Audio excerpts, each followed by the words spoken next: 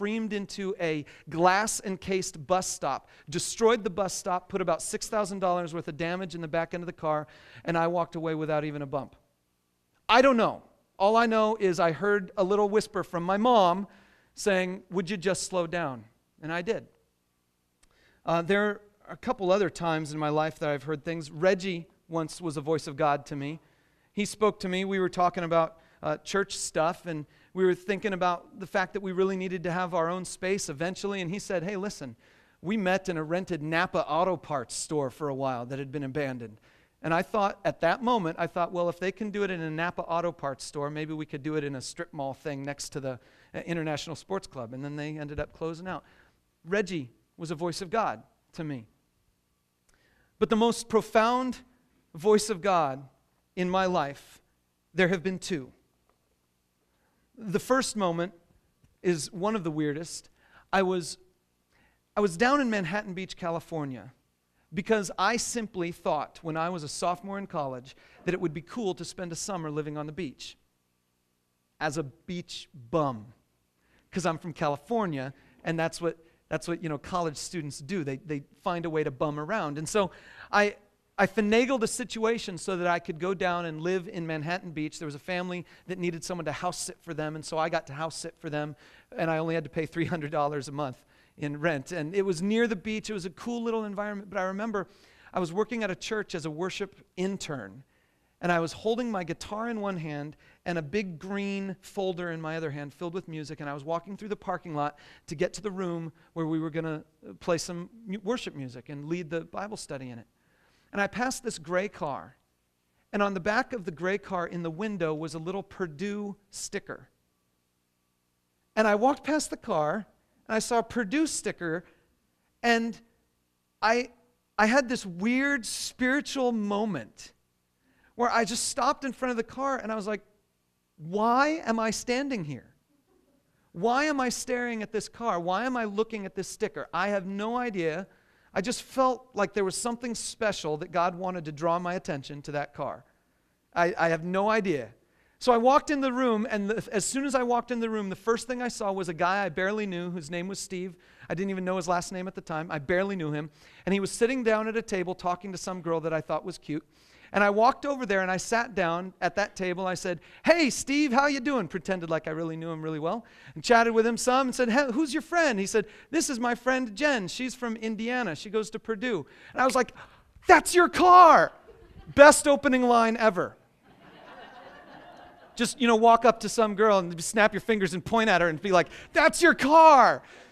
Pretty lame, I know, but it worked out for me. And she's now my wife. And somehow God said, in that Purdue sticker, not only did I find who I would marry, but I also found where I would live. And God somehow worked that all together. But there was a moment in my life when I thought God spoke to me, and then later thought I missed it. When I was in school, in seminary, I was getting near graduation and didn't know where I was going to go after that. And so they do this thing where, you fill out applications, you send it to different churches and all that stuff. And in the process, I sent them out all over the place, but I was thinking in my heart that maybe, just maybe, God wanted me to be in a situation where Jen and I were going to start a brand new church somewhere. And we didn't know where, and so we just started praying, and we said, "God, if you want us to do that, would you just give us a passion in our hearts for a particular location?" Could be anywhere. Could be India. Could be Australia. That would have been cool. Could have been Hawaii. That might have been cool too. Could have been anywhere. But God, would you just put a passion on our hearts for some place, some location? And failing that, would you open a door of opportunity somewhere? Eventually, a door of opportunity came about a year later, and there was a church in Chicago where lots of things began to fit. And so when we got to that point of having to make a decision, is God leading us to Chicago? Is God saying, go to Northwest Baptist Church? We had to process some things. I've got it up here on the screen for you, but these are some of the things that I worked through. Number one, my number one thing on my heart was Jesus' Great Commission that says, go and make disciples. And so I knew I had to do that. That was my umbrella. That was my overarching, this is the thing that I know what I want to do has to fit underneath that umbrella. And going to be a pastor of a church up in Chicago fit under that umbrella. So let's go on to the next one. We had spent a year in prayer, and part of the prayer was God just open an opportunity, and He did. So that was the next piece. The door opened up and the pieces fit. But the whole time I was there, the experience was bumpy. There were some really good things. There were some really bad things. And we got to a place at one point where Jen and I were both in counseling.